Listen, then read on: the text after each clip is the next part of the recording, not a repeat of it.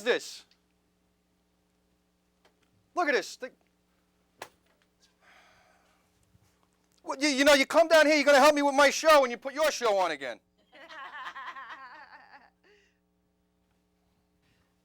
The things I have to go through here. This is, we're here live once again at BCAT. It's 3 o'clock, it's Tuesday. I'm like, which camera am I looking at here? Him? The one with the red light on it, right? Jesus, the things I have to go through here. This is Tuesday. We're here live at BCAT once again. Mike Pettersson, welcome aboard. And you're probably wondering what all this stuff is around me, including these two lovely women I'm sitting here with. Well, it seems that we came down early today and we videotaped a couple of shows for, what camera am I on? You're switching cameras on me. I want to talk into the camera, talk to the people. Am I on one? I'm on one. Okay, I'll talk to that one.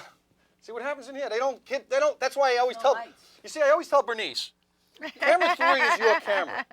So when you want to talk into a camera, talk into camera 3 so that you'll always be there. So what does she do? She switches cameras on me. We came down here today because the last time these young ladies came down to play some music for Bernice Brooks' show, which is on Thursdays at 2:30 in the afternoon and at 3. What's 3? You got moved to 3 o'clock? Oh, look at camera 3. I got you. See what I mean? I have no clue what's going on here. I just got to follow whatever. It's like dealing cards. Anyway, Bernice's show is on the same channel that you're watching this one on.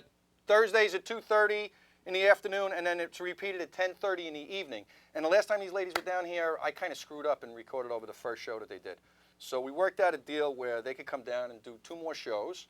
And I asked them if they would mind hanging out and playing and talking. But just like what happens with the beauty of live TV is I had 2 other musicians that were going to come down, and everybody kind of like bugged out early. So they were very gracious to hang around and sit here and talk about a bunch of different things, musical and otherwise, I guess. I don't know. We'll figure out something to fill up a half an hour with. But Kim Clarke, fantastic bass player, and Kit McClure, whose big band is the one that we really recorded. Well, I don't know if this is really a big band, is it? Yes, it is really a big band. We just didn't bring them all today. You didn't bring the whole big band? No, no. We brought 5 today. We did the Kit McClure Big Band Quintet today. Okay. But the whole band, there are 21 musicians on our new CD, 21 wonderful women musicians on our new CD, The Sweethearts Project. And they all play at the same time? No. 17 play at one time. Oh, okay. So it is basically a big band. It's a big band. What's the instrumentation that you have in this large ensemble? All right. We have 4 saxophones, 3 trumpets, 3 trombones. Serious horn section. Oh, yes. Big horn section. Piano, bass, drums, percussion, and we have a wonderful vocalist on this new CD who was with the original International Sweethearts of Rhythm. It's Carlene Ray. Cool. Yes. Now, with your big band, Bernice obviously has played drums, right? Yes, since 1987. And in that little introduction video that she so coyly put into the beginning of the show, that was your big band playing behind there? Not only were we playing, we were on tour in Japan in a place called Shimonoseki, Wow. which is on the beach on the Sea of China side of Japan. It was a beautiful jazz festival, about 20,000 people there. Very cool. And, very cool. Yeah, it brought back memories to see that. And so how long you been playing with Kit's ensemble here? About. This is your mic, so. This is my mic. Right, okay. so they need to hear you, so that's right. what you have to speak into. Kit has informed me that I've played with her from 1985. I think that's about right. I had my son in 1987, so I remember Kit was gracious enough to have me when I was even with child playing. Wow. I played 2 weeks after I gave birth to my son.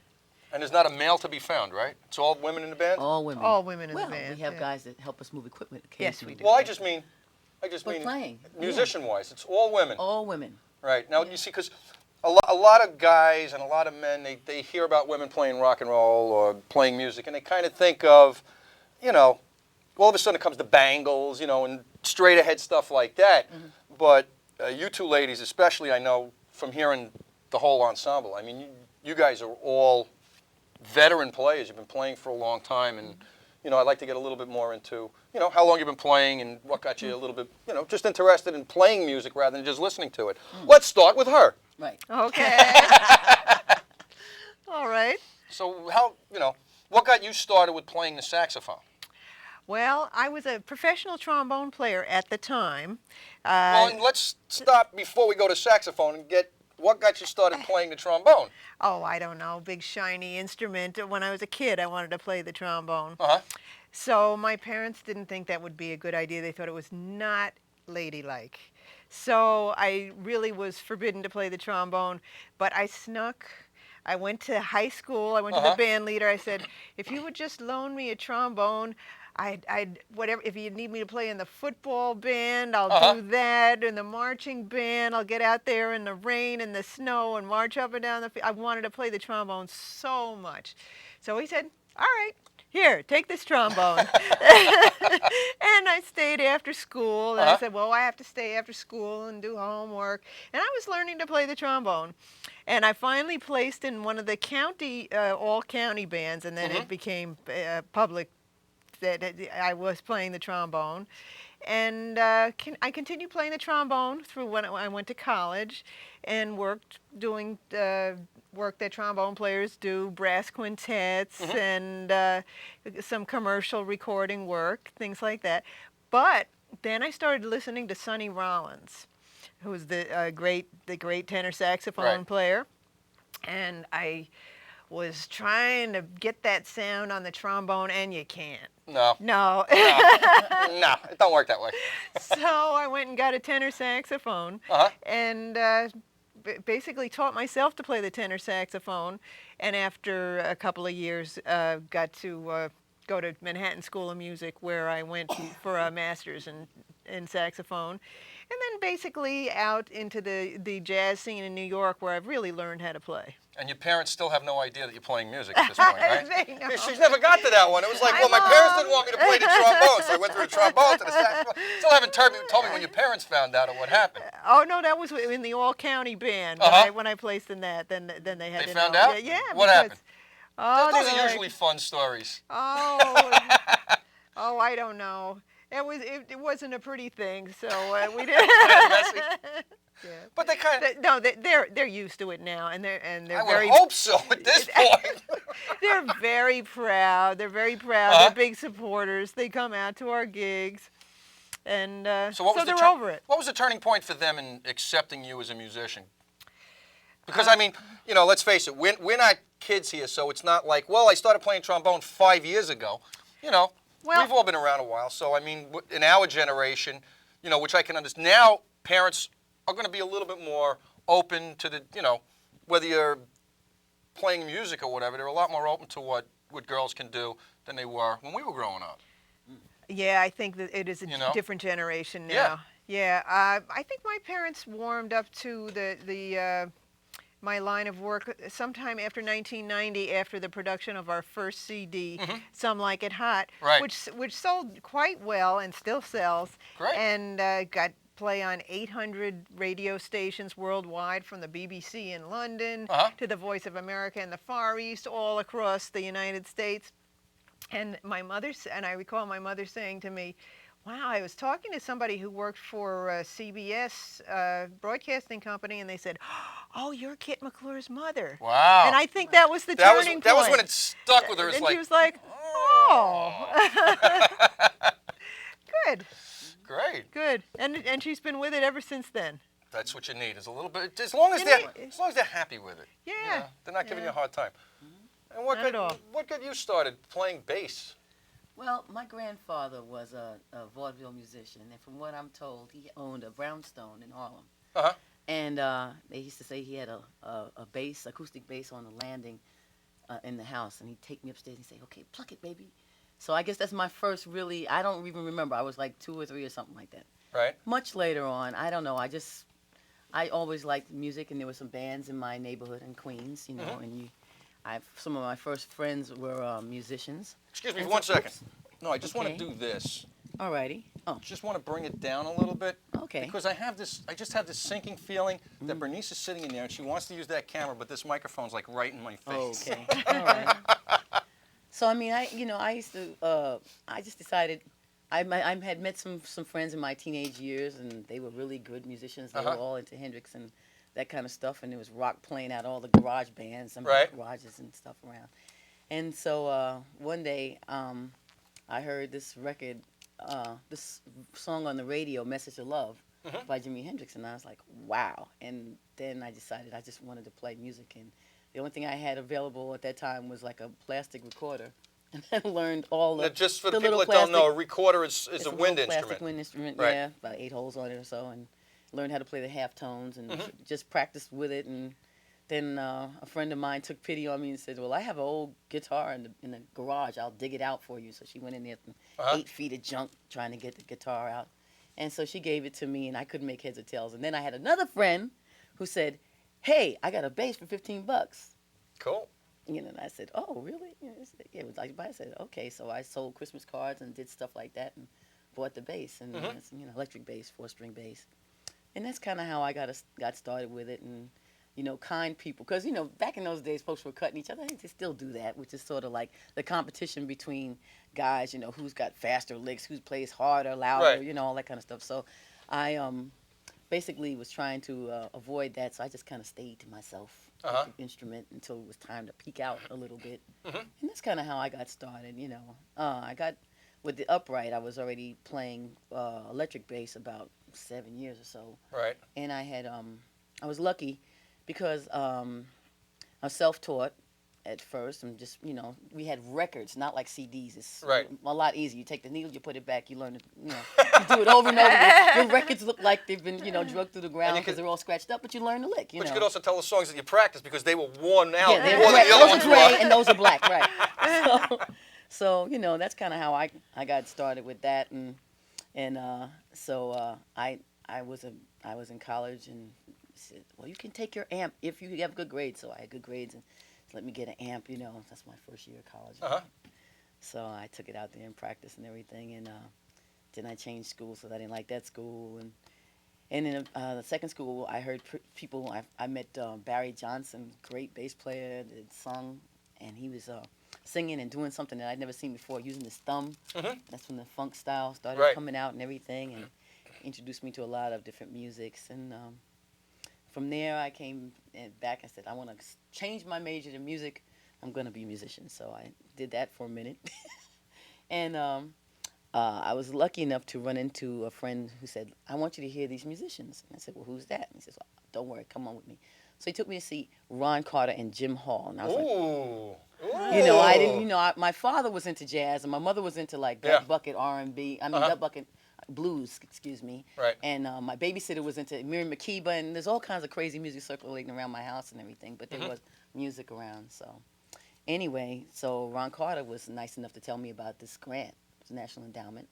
And I applied for it and forgot about it. Next thing you know, a year later, knock, knock, there it is. I got the grant. So that's when I kind of like that's when the ear thing just stopped, and then, okay, now you got to study this. It was an educational It was an grant. educational situation. And I didn't even have an acoustic bass, but he did something for me. He gave me like really good practice ideas and things like that. That kind of like was a big turning point in my life, you know. But how did your parents fit into all of this? I mean, were they? Well, did they say, you want to be? Yeah, go ahead, go smoke some pot and play music. Go ahead, you'll grow out of it. Well, you know, I guess my father, being that his father was a musician, he was kind of like, I don't know, you know. And my mother was cool until I brought the upright home. I thought I was going to have to get the witch doctor. She's like, oh, no, you didn't. Now we have to get another room. What is that?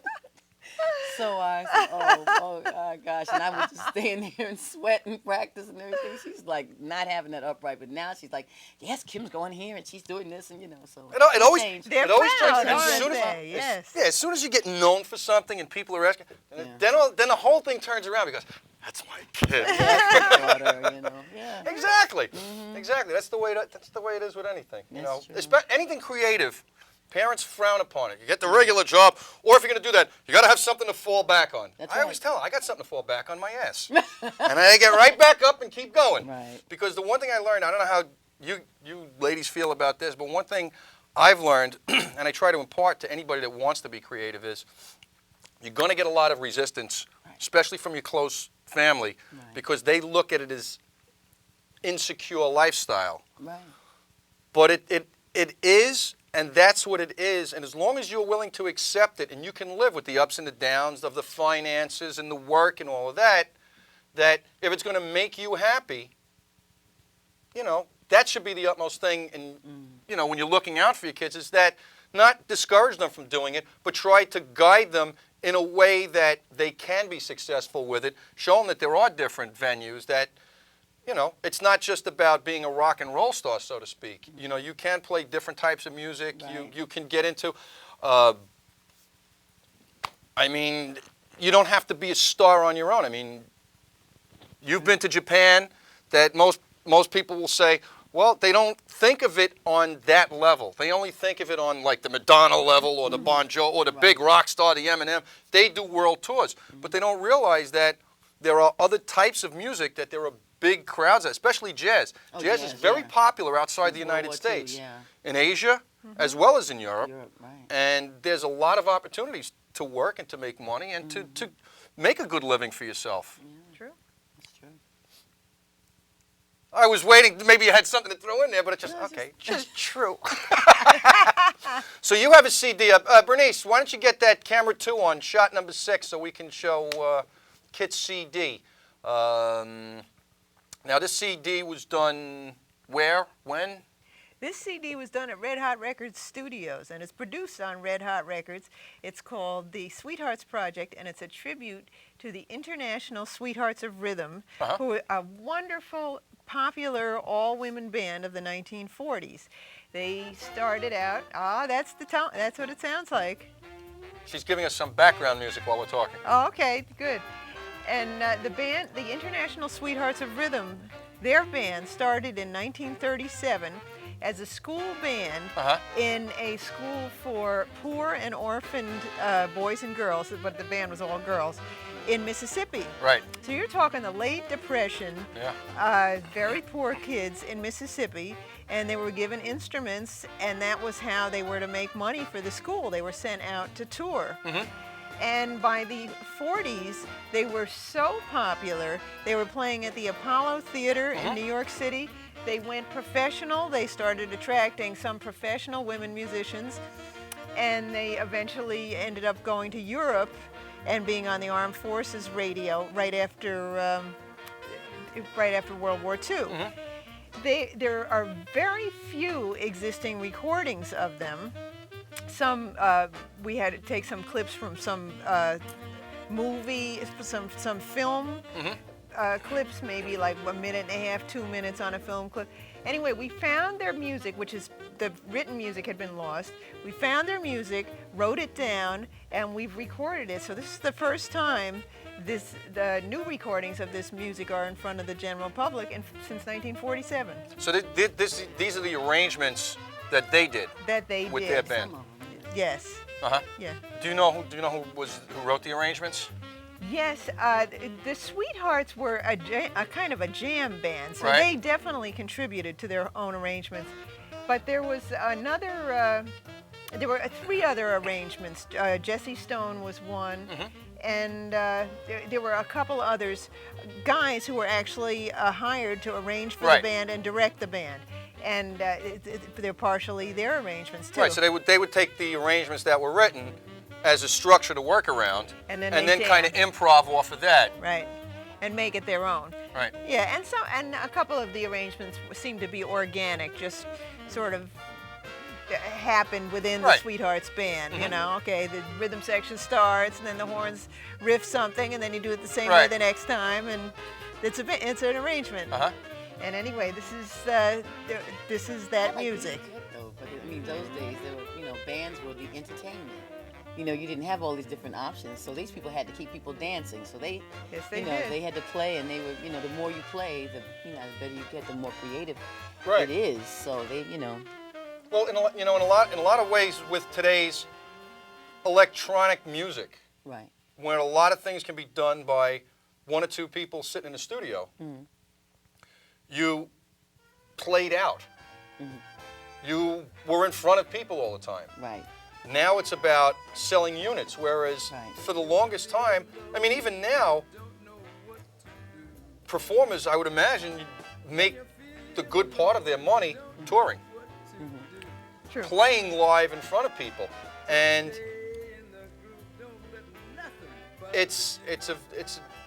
we're varied in what's going on in music today somewhat because we've had all these things that have kind of grown up. But I think, to me anyway, I look at like popular music, not to get off the track too much, but real popular music, it's kind of stagnated. And then the reason I bring this up to people is, I know when I was growing up, if I was listening to music that was 30 years old, I would have been listening to Artie Shaw, and that people would have looked at me like, big band music in this is Woodstock. Right. Okay? You have kids growing up today that are 12, 13, what are they listening to? Led Zeppelin?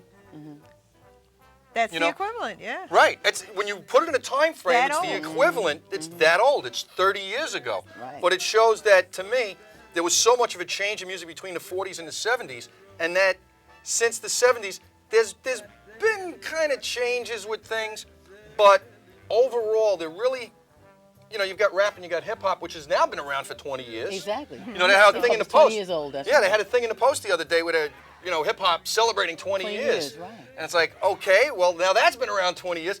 What's going to be the next really, if you would, new genre, of music? I think a lot of things split up. That's that the I noticed. word, fracturing. Yeah, to me, part of what fractured it was, and it seems funny, but right around the time where hip hop was coming out, you still had bands that had guitar and keyboards in it. Right. Yeah. Once you got MIDI equipment in that, where the keyboard player could sit down and basically play all the instruments himself, you started losing the interaction between the keyboard player and the guitar player, and a lot of that forced a bit of creativity because you had two different instruments with two different tonalities, and they would try to fit the music to fit everything. Whereas now, guitar rock is kind of like gone to guitar rock. Most of the keyboard players become songwriters, producers, that kind of a thing. Right. And you don't really find, like, let's say a lot of rock bands that you have keyboard players and guitar players working. And a lot of the rock bands today are mostly guitar bands. Right. When you look at it, just because it's the stuff that I listened to was, like the Deep Purple, where it was heavy, but you had organ and that. Even if you go back into Yes, Emerson, Lake and Palmer, you had the interaction between the keyboards Right. and other instruments. Right. Whereas More now it's traditional. mostly right. Whereas it kind of fractured. Once the keyboard players could do their own thing, they kind of said, okay, I'm going to go lock myself in my house and play all the instruments by myself, so I don't have to listen to anybody complain to me and say, ooh, the band is a democracy. We all got to have input. You know what I mean? And that's the thing with this is people don't realize is that even in such a thing that you have is like a big band, it's not really a democracy in a lot of ways because there has to be a band leader. There does have to There be a has band to be leader. somebody And that's a gonna- director. Yeah. Right, a musical director. Well, music is supposed to be communication, isn't it? It You're is. just communicating between one person to another, or you're trying to get, for a common goal, Right. common goal of creativity. But it should be some kind of communication in there. Oh, well, but by not being a democracy, I mean, it's different if you're like a group of people writing your own music. But when you're playing a structured song that has improv, there still has to be a certain kind of structure to it when you're dealing with a lot of instruments. If you're just going to do improv and it's piano, bass, and drums, there's a lot more flexibility with what you can do as instrumentalists. But you can't go like 11 horn players all deciding, well, Yeah. I want to improv. Well, actually, it's been done. It'll sound like before. Midtown. Yes. No, it sounds like New Orleans, the old New Orleans. yeah. New Orleans, second line. or else Ornette, some Ornette Right, that's work right. from or the AACM 60s. Yeah. from the Chicago AACM Yes. school. Uh-huh. Where, I actually worked with Lester Bowie one time, and he took about, I think it was 30 people on that stage. And we had a rehearsal, and he just basically, they just talked some stuff down. There was no written music, and we played for like 2 hours. Wow. So there were like movements and stuff, and it was kind of discussed, but we, 3 minutes. We have, and it really Thank you. worked, and it came out really, really, really spectacular. Well, you know. Lester created a framework, Yeah. didn't he? Yeah. And everybody wanted to support that framework and Exactly. got with the program. Right. In a way, the big band is a touch of that. I Right. mean, you get like more of the notes written down. Right. But also, it has to be played with that kind of communicative That's true. spirit. Otherwise, we don't want to listen to it. So everybody still has to be communicating Right. within the big framework for the common goal of this is the music that we want to present. Right. And this particular music is this great all-women's band from the 1940s. So we had to immerse ourselves in this music and say, okay, this is what we want to present to people. How do we get this in our hearts and communicate with each other to make this really come to life and make it just right? So everybody wants to dance around the living room to this. Right. Well, That's now what we tell did. them about the second CD. You haven't? Yeah, there's two. It's a project in 2 parts. This is a 2-part project. First, for this one that we're listening to now, we basically reproduced the Sweethearts music faithfully according to how they did it in the swing idiom. But at the same recording sessions, after we recorded each one of these tunes, we took the tune and we said, okay, let's take it, let's put it inside out, groove it some totally other way, reharmonize it to how we would today, so that we have a part, and this music is about to be mixed and released too. It'll be the Sweethearts Revisited. So we've taken these women's musical themes that have not been heard since 1947, and not only have we produced them, but we've recreated and reimagined the music, and it's very funky, and it's sort of like what we did on the one show with Bernice, where you did Honeysuckle Rose, then you did the Honeysuckle Rose 5/4, right. which is kind of like what you're talking about. So that's more or less what would be on the newer CD, Yes. the next part of the project. I don't know if you're rolling credits yet, but we got about a minute or so if you want to roll credits, you can get that up there. You know, you sit here and you start talking, and all of a sudden time goes. Yeah. Yeah, we only have about a minute or so left. So I guess I'm on camera one. I have no idea because there's no lights on that. But the music you've been listening to is the Kit McClure Big Band, doing music from the International Sweethearts of Rhythm. And you can get this CD. You can get this on cdbaby.com. You can get it online at towerrecords.com, virginmegastores.com. All these online vendors have it, and it's soon to be coming to stores near you. And it'd just be by searching out for Kit McClure? Kit McClure Band, yes. Kit McClure Band, KITMCCLURE. In the jazz area of the store. That'll just narrow your search, make it a little bit quicker. We've got about 15 seconds left. I want to thank these 2 young ladies, Kim Clarke, Kit McClure, for sitting here and just gabbing for 28 minutes. The time flew by. What can I tell you? We got about 5 or 6 seconds left. Have a great time, and we will see you again probably next Tuesday. Ciao. Peace.